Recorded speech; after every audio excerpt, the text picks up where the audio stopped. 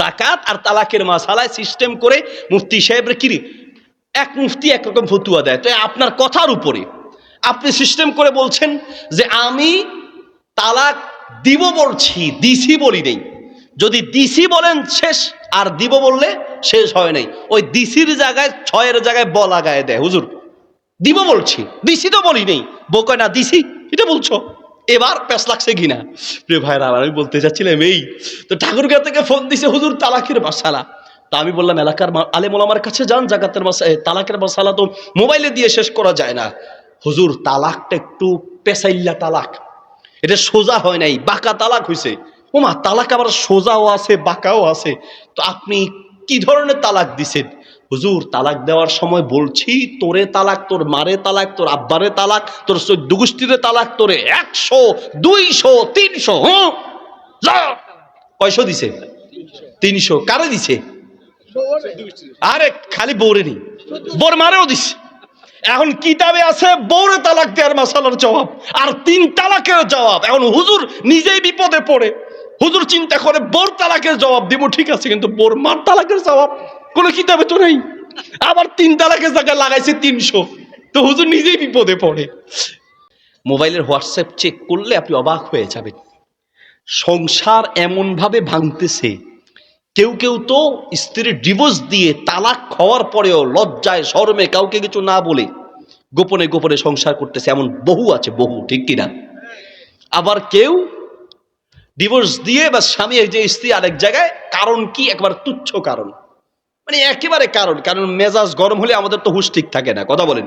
ঠাকুরগাঁ থেকে আমার ফোন দিছে হুজুর, অনেকক্ষণ ফোন দিয়ে ধরেন না। কি হয়েছে হুজুর? একটা মাসালা। কিসের? হুজুর তালাকের মাসালা। তালাকের মাসালার জন্য বললেই আমরা প্রথমে 7 ঘাটের পানি খাওয়াই, সহজে উত্তর দেই না। আপনি হয়তো বলবেন যে হুজুর একটু অহংকার করে, অহংকার দেখান আপনারা। আমি না, কোন মুফতি সহজে তালাকের মাসালার একেবারে পাইকারি উত্তর দেওয়া উচিত না। কারণটা একটু দৃষ্টান্ত দিই। আমার একবার মনে আছে, অসুস্থ আমি, সম্ভবত আমার হাত ভাঙা ছিল, মানে আমার একবার অ্যাক্সিডেন্ট, হাত ভেঙে গিয়েছিল। এরকম অনেক কষ্ট করে বাম হাত দিয়ে ধরে আমি অনেক লম্বা সময় তার সাথে কথা বলেছি। হয়তো হাত ভাঙা বা অন্য যে কোনো একটা রোগ, আমার এতটুকু মনে আছে। খুব অসুস্থ ছিলাম, তার সাথে আমার কথা বলতে অনেক কষ্ট হয়েছে। অনেক কষ্ট করে আধা ঘন্টার উপরে সময় দিয়ে তারে তালাকের মাসালার জবাব দিলাম। ভাই তালাক হয় নাই আলহামদুলিল্লাহ, তবে সামনে আর কখনো এইরকম তালাক শব্দ, ডিভোর্স শব্দ, তালাক শব্দ আর মুখে আনবেন না হুজুর। আল্লাহ এবারের মতো বাঁচাইছে, জিন্দিগিতে আর কোনোদিন না হুজুর। সহজে উত্তরটা দিয়ে দিলাম। আবারও খুব কষ্ট হইল, বললাম যে খবরদার কখনো কিন্তু দিবেন টিবেন না হুজুর, একবার ওয়াদা। পরের দিন আবার ফোন দিছে। দেওয়ার পরে আমি ভাবছি যে গতকালকে যেহেতু তালাকের উত্তর পাইছে যে তালাক হয় নাই, তালাকের উত্তর যদি দিতে পারি যে হয় নাই, তাইলে তো অনেকে খুশি হয়ে হাদিয়া দেয়, ইনিও মনে হয় হাদিয়া দিবে।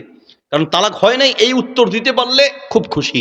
আর যদি বলি যে তালাক হয়ে গেছে, তখন হুজুর খালি আপনি একানি, আরো হুজুর আছে, মানে যার কাছে যামু, যারে দিয়ে পামু তালাক হয় নাই তার কাছে যাবো, এমন ভাবে ঘুরাইয়া পেঁচায়া বলে তালাক দেওয়ার পরে। হুজুর রাগের মাথায় বলছি, রাগের মাথায়, তো রাগের মাথায় বললে কি হুজুর তালাক হয়নি কি, মানে এমন ভাবে সিস্টেমে বলে যেন আমি বলি না রে ভাই হয় নাই, তাহলে আমি খুশি। তো রাগের মাথায় তালাক দেয় না, তালাক কি কেউ হাসতে হাসতে দেয়? কথা বলেন। হ্যাঁ, তার রাগের কোন পর্যায়ে আছে সেটা ভিন্ন কথা। মাতুফ মাধুস, এটা ওলামা ইকরাম হয়তো বুঝবেন, এর মাসালা ফিখের মাসালা ভিন্ন কথা। তো এইরকম মানে তালাকের মাসালা নেয়ার সময় এমন ভাবে বলে, আল্লাহু আকবার, যেন আমরা বলি হ্যাঁ। আর জাকাতের মাসালা, তালাকের মাসালা আর একটা জাকাত। হুজুর আমার তো টাকা পয়সা নাই, ব্যাংকে ডিপিএস করে রাখছি হুজুর, অল্প কত 10 লাখ রাখছি হুজুর, এটা তো ডিপিএস করা 5 বছরের জন্য। হ্যাঁ, যদি আমি বলি যে তাহলে তো ভাই জাকাত আসবে না, আলহামদুলিল্লাহ। আর যদি বলি মিয়া জাকাত তো দিতে হবে হুজুর, এই উল্টাপাল্টা মাসালা দেন কে? টাকা কি আমার কাছে? টাকা তো ব্যাংকে। আরে বাপ, টাকা কার কাছে থাকে? টাকা তো ব্যাংকেই থাকে। কথা বলে ঠিক কিনা? অনেকে মনে করে ডিপিএস করে রাখছি, টাকা দেওয়া লাগবে না। ডিপিএস করে রাখতে বলছে কি আপনাকে? আপনি রেখেছেন আপনার স্বার্থের জন্য, আপনি চাইলে ডিপিএস ভাঙতে পারবেন, ভাঙলে হয়তো লাভ পাবেন না।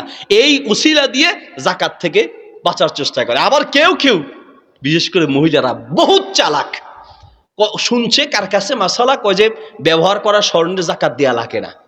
হ্যাঁ, এই জন্য ওই বছরে একদিন পয়রা স্বামীরা দেখাবে কিরে ঘটনা কি, এটা তো কখনো খুলতে দেখি না, আজকেই পড়ছি আজকেই শেষ। কেন? যে ব্যবহার করলে জাকাত দেয়া লাগে না, এই জন্য পড়ছি।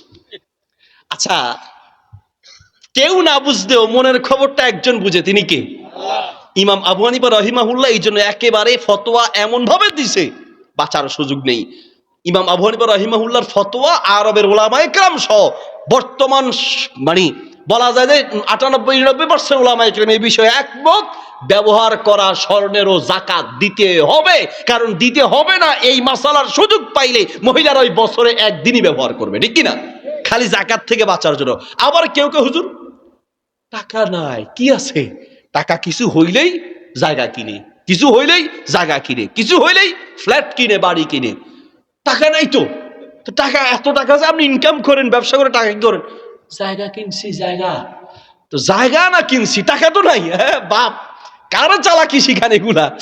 জায়গা আপনি কিনেছেন ব্যবসার উদ্দেশ্যে, ব্যবসার উদ্দেশ্যে, বিক্রির উদ্দেশ্যে যত জায়গা কিনেছেন সমস্ত জায়গার মূল্যের উপরে জাকাত দিতে হবে, মূল্যের উপরে।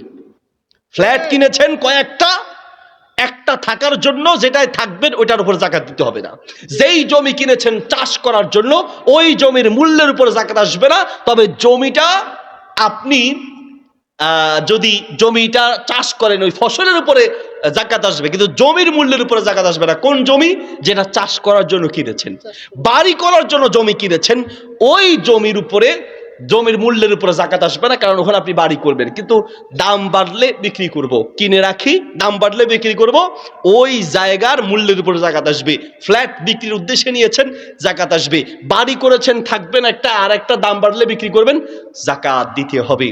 হুন্ডা গাড়ি নিজে ব্যবহারের জন্য কিনেছেন, জাকাত দেয়া লাগবে না। বিক্রির উদ্দেশ্যে কিনেছেন, জাকাত দেয়া লাগবে। যাই হোক, এটা আরেক মাসালা। তো জাকাত আর তালাকের মাসালায় সিস্টেম করে মুফতি সাহেবের কি, এক মুফতি একরকম ফতুয়া দেয়। তো আপনার কথার উপরে আপনি সিস্টেম করে বলছেন যে আমি তালাক দিব বলছি, দিছি বলি নেই। যদি দিছি বলেন শেষ, আর দিব বললে শেষ হয় নাই। ওই দিছির জায়গায় 6-এর জায়গায় ব লাগায় দেয়। হুজুর দিব বলছি, দিছি তো বলি নেই। বউ কয় না দিছি, এটা বলছো। এবার প্যাস লাগছে কিনা?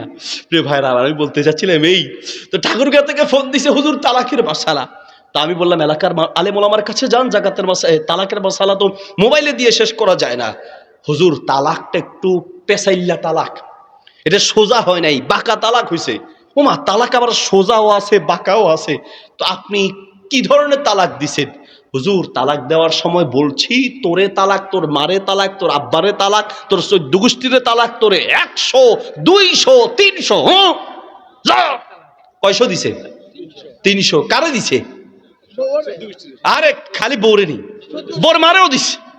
এখন কিতাবে আছে বউরে তালাক দেওয়ার মাসালার জবাব, আর 3 তালাকের জবাব। এখন হুজুর নিজেই বিপদে পড়ে, হুজুর চিন্তা করে বোর তালাকের জবাব দিব, ঠিক আছে, কিন্তু বোর মার তালাকের জবাব কোনো কিতাবে তো নেই। আবার 3 তালাকের জায়গায় লাগাইছে 300। তো হুজুর নিজেই বিপদে পড়ে। মানে রাগ উঠলে তো মাথা ঠিক নেই। রংপুর থেকে ফোন দিছে, হুজুর এক মহিলা, কি হয়েছে? হুজুর একটা মাসালা, মহা বিপদ। কি বিপদ? হুজুর আমি আমার স্বামীরে আব্বা ডাকছি, আব্বা। আরে বাপ, দুনিয়ায় এত মানুষ থাকতে তুমি স্বামীর আব্বা ডাকতে গেছো কেন? বিপদে পড়ে। কি বিপদ? আমার স্বামীর রাগ বেশি। তো বাম হাত দিয়ে ধরছি আর ডান হাত দিয়ে লাঠি নিয়ে পিটাইছি। আমার স্বামী আমারে বাম হাত দিয়ে ধরছে, ডান হাত দিয়ে লাঠি নিয়ে পিটে আর আব্বা কো, আব্বা কো। শেষ পর্যন্ত আমি আব্বা কইয়া তারপর জীবন বাঁচাইছি। আপনাদের এলাকায় এরকম স্বামী তো নাই? আছে না নাই? মা দরাবা রাসূলুল্লাহি লা ইমরাতান লা খাদিবান, নবী সাল্লাল্লাহু আলাইহি ওয়াসাল্লাম জীবনে কোনোদিন বউ পিটায় নাই। এখন যদি বলি হাত দেখান কে কে বউ পিটান নাই, ওই পোলা যেগুলো বিয়ে করে নাই ওরাই খালি হাত তুলবে। ওরাই বলবে যে হুজুর আমি বউ পিটাই নাই, কারণ অত বউ নাই, ও পিটাবে কোত্থেকে? আর বেশিরভাগ মানুষই 2-4 পিটা দিছেন, ঠিক না? কারণ ওয়াজ তো আরেকদিকে চলে যাচ্ছে, কিন্তু তারপরে বলে যেহেতু সময় কম। কারণ কি জানেন, আমরা বউয়ের কাজের কাজ মনে করি না। মেজাজ যা দেখানোর আপনি দেখাবেন। বউ এটা তো আল্লাহ মাফ করুন চাকরানি মনে করি, কাজের মহিলা মনে করি। এক ব্যাংকের কাছে হুজুরের কাছে, হুজুর ঘরে অশান্তি, শান্তি নেই। এই বউ আমি ছাইরা দিব, তালাক দিয়ে দিব। হুজুর তালাক দেওয়ার কি কি পদ্ধতি আছে বলেন? কেন তালাক দিবা? আমি তারে কোনো কাজের জন্য বললে সে ওই কাজ ঠিক মতো করে না। কাপড় ধুয়ে দিতে বলছি আজকে, ধুয়ে দেয় কালকে। ওরা যেটা বলি সেটা সময় মতো পাই না। তো বলছে আচ্ছা কারণটা কি? তো হুজুর কারণ খোঁজার চেষ্টা করছে। বলছে আপনি কি করেন? আমি ব্যাংকে চাকরি করি। ও আচ্ছা, তো আপনি ব্যাংকে সকালে কয়টায় যান?